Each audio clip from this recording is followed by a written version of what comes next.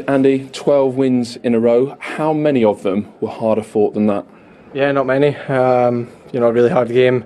Thought West Ham played a really good game. We were good at times, a wee bit sloppy at times, but I thought we defended really well, put our bodies on the line, and got the most important thing, and that's the 3 points. Trent, two of the best attacking fullbacks in the world, but was today a defending day?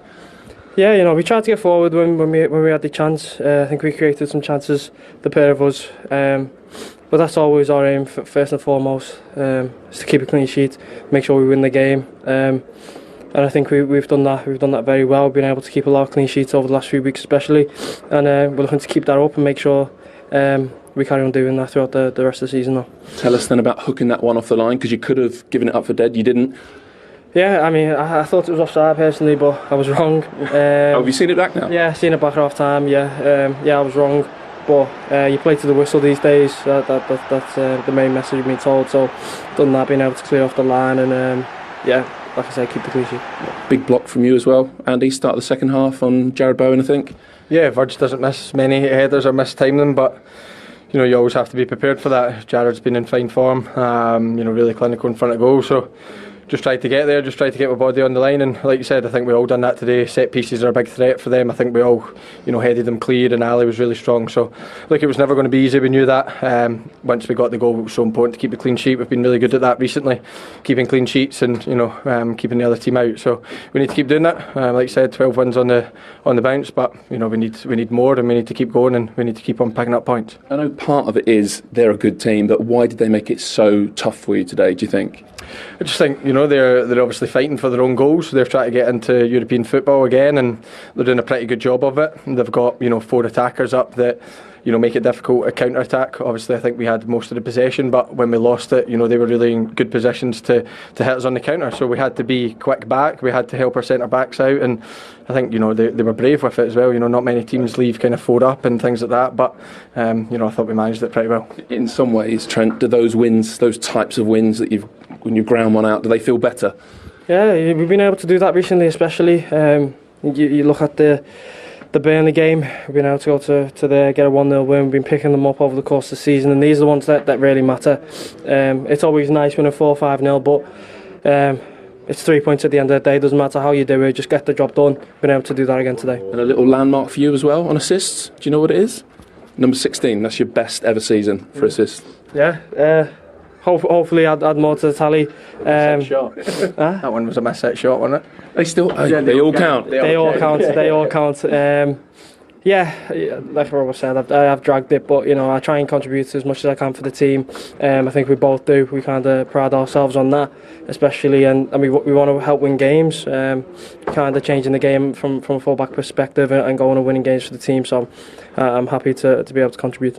Well, the reporter said it there, didn't he? He said, we're watching two of the best fullbacks in the world right now. As a defender yourself, how impressed have you been with both Andy Robertson and Trent? Oh, they are great. I mean, they are playmakers as a fullbacks. The way they pass the ball, the way they are what decisions they are making. They are making the balls through the lines. They're unbelievable when you have, because when the opponent is pressing you, they let you go wide. And to have that privilege to have wide players, playmakers who can play great balls, not just balls to the midfield, but brilliant balls to your strikers. These two players are doing week in, week out for 4 years. They are the best pair of fullbacks in modern football. Yeah, they certainly are, and it's just been they almost play as a wingbacks. The way they attack, they almost play as a wingbacks, and without having extra centre back there. So can you imagine the effort and the pace they had to have to come back when necessary? No, it's brilliant. It's fascinating. You carry on. I mean, it's exhausting watching them, to be honest, because they don't only have to fulfil their defensive responsibilities, but you've just seen the assist chart. Trent's on there, Andy Robertson's on there. It's incredible to see. It is. They're phenomenal in what they do. Absolutely phenomenal. But they've got the most incredible team that's up. That team just sets up for two fullbacks like they are. I mean, if you put Trent and Robbo in a different team, you'll see totally different players, and you won't see as effective players either. But when you've got players like Virgil Van Dijk and Matip or Konate today, when you've got Fabinho that sits there, when you've got Henderson that every time Trent goes, he fills in at right back, the whole team literally do everything for them. Everything. It's unbelievable how they, you know, the team works around their real strengths. And they expose themselves massively. Those centre-halves expose themselves massively. I mean, I guess you would hate to play with those full-backs. In many, that sounds stupid, but they're great. But as a centre-half, they're exposing you all the time. And they are at the same time, which is a paradox, they are opponents' best chance because they can't. Because what amazes me is the amount of quality and energy they have. Because let's say Reece from Chelsea.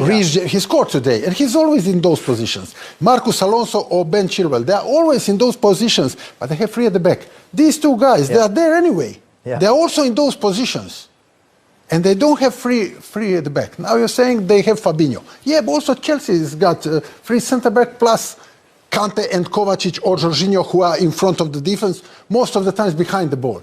These guys are unbelievable. But they are also the reasons, because you can't have everything, also the reasons why West Ham had few chances. Or Inter Milan or Chelsea there. Because no matter how Van Dijk and Matip or Konate, who was today, he's a monster. All right. No matter how they are one of the best centre-backs in the world, it's impossible against the good players to keep the whole width on the pitch and the depth. And speaking of the best centre-backs in the world, by the way, I think we should give a quick mention to Virgil van Dijk, because he actually has set an incredible record. He's never been beaten at home in the Premier League since playing for Liverpool. That's unbelievable. It is unbelievable, but sometimes he looks too casual. Sometimes he looks that he's not on his toes, but he doesn't have to be on his toes. You know, he's such a powerhouse, he's the soul of this team, and he's everything of this team. And he's so confident that he kills the opponent's confidence, you know. When he looks like he doesn't care, and he looks like he's got extra spare gear or couple of them, and he makes everything looking easy. And I agree with you absolutely.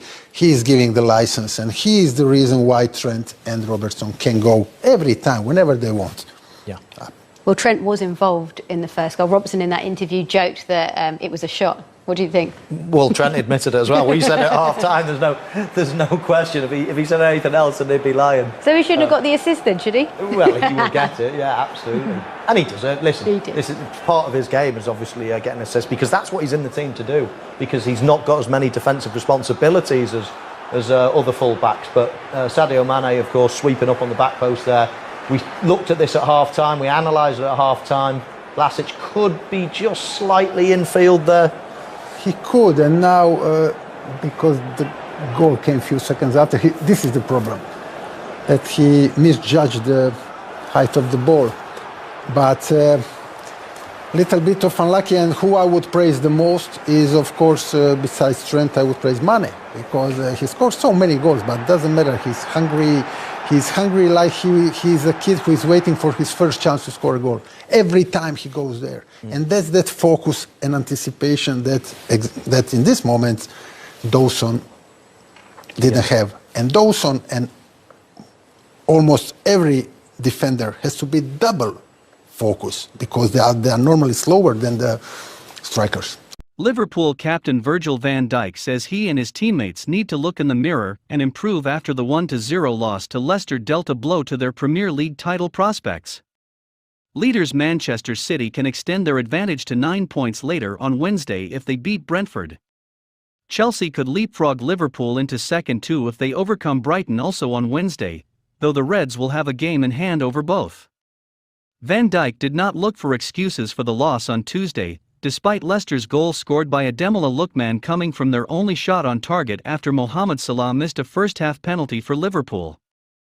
Liverpool, who failed to score for the first time in 29 league matches, will look to strike back in the title race at Chelsea on Sunday. However, Van Dijk says the players need to reflect on why they underperformed against a Leicester side who were beaten 6-3 by Manchester City at the weekend. Everyone has to look in the mirror and improve, the Dutch defender told Amazon Prime.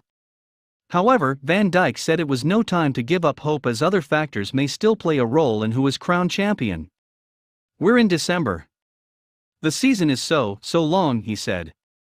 You have seen it with COVID and injuries, lots of things can change. There's no point looking at Manchester, City or Chelsea, or the other teams around us. We should look at our performance today and improve. Liverpool will also have to cope without Salah and another key player, Sadio, for what could be as long as a month, with both heading off for the Africa Cup of Nations in Cameroon after Sunday's match. Liverpool manager Jurgen Klopp, though, is more concerned that his side rediscover their brio for the Chelsea match. It's a big gap, Klopp told the BBC. To top that, Chelsea and us play against each other.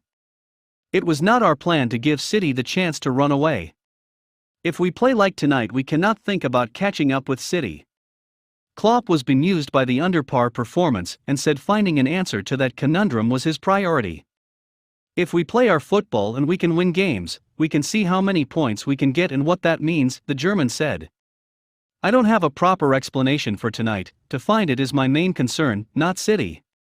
It didn't look like us, and that's obviously the one thing we have to think about and change immediately. We have to learn, and we will.